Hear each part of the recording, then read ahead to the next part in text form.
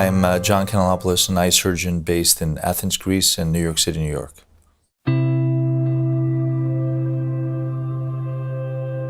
It's very saddening as a physician to experience this, and through my career so far, 20 years in academic or private practice, I've always gone with the traditional teachings of maximizing the care you can offer your patients, and it is very unfortunate that we've seen Greece, a member of the European Union, and I'm not going to the political reasons, but just the sequelae of all of a sudden austerity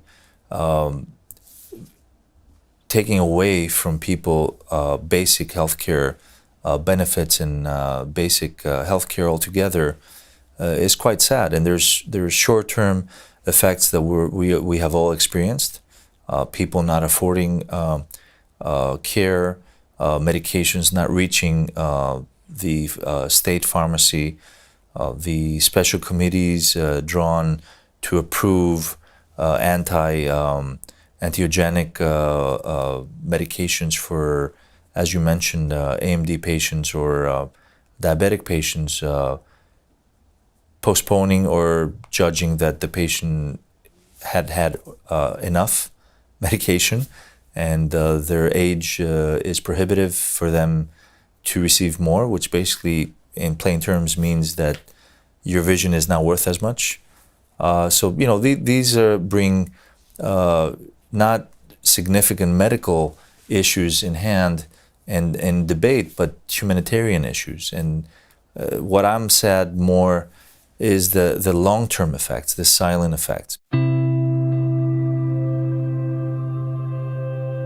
Greece, and if I may convey my personal opinion, as a culture, does not carry a very strong preventive medicine consensus.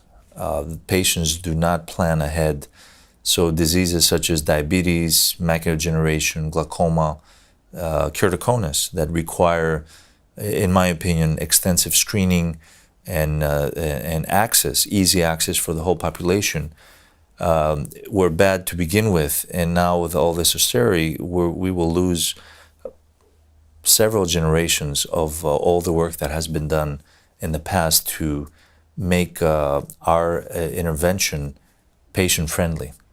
And you know, like most people in the world, Greeks are proud people, and they will just not go to the ophthalmologist for a few years. And if we consider that this is a Western country with relatively good healthcare, very talented physicians, it is a very sad realization.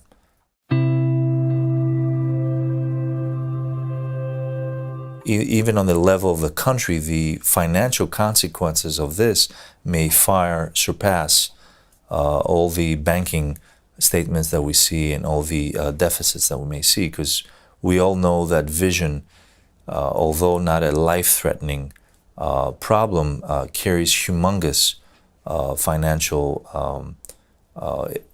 impact to the workforce and to the quality of life of patients.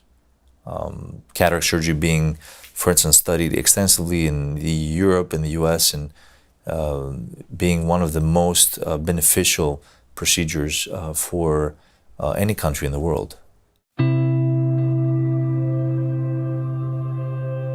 We're very much saddened. Of course, everybody is doing the best they can. It is fortunate that Greece is one of the countries where family ties are still very strong, and you see a lot of times families pitching in and trying to help a family member.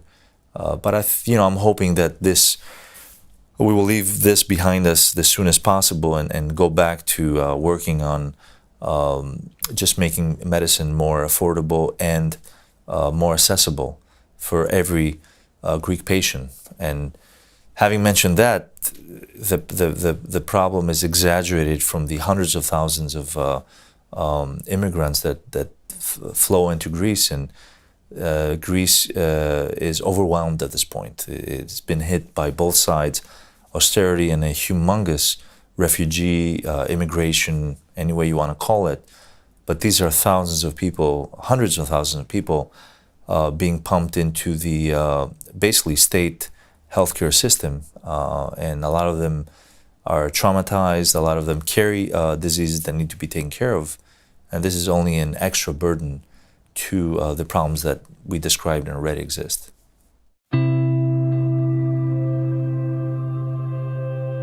Well, unfortunately, we found the hard way that late in last June and the first weeks in July, where the banks were basically closed, that this is another thing Greece was not prepared for.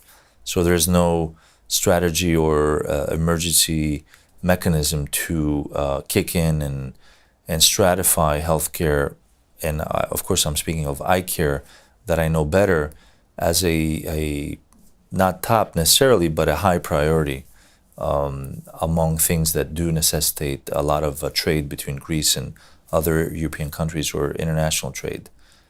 So we had, just for an example, an emergency cornea transplant.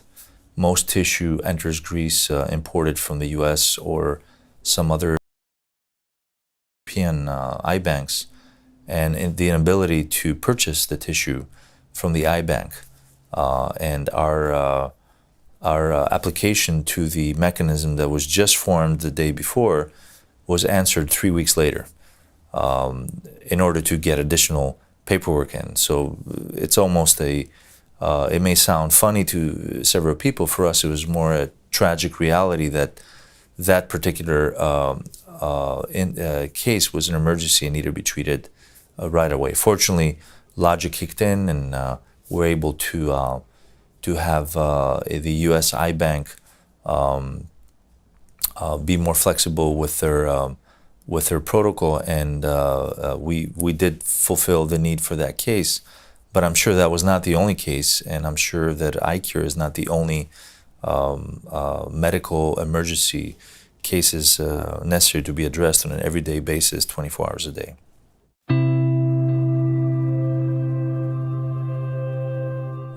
The same way we keep a backup generator in our office, I think in a similar mode, there has to be a mechanism to address this on a national level. But I think living in the European Union now and seeing all the advance that Europe has made with conformity standards and specifications, in my opinion, it's sad that a authority or a supervising body of addressing these issues for all European countries is not formed yet. So my suggestion would be either through the ESCRS or a broader European body, a task force being formed to address these issues, and at best be able to dictate policy, but even on a simple level make suggestions to the leaders of the European Union, and hopefully have these suggestions addressed, and being able to avoid something like this in the future, if not only for Greece, but even for another European Union country.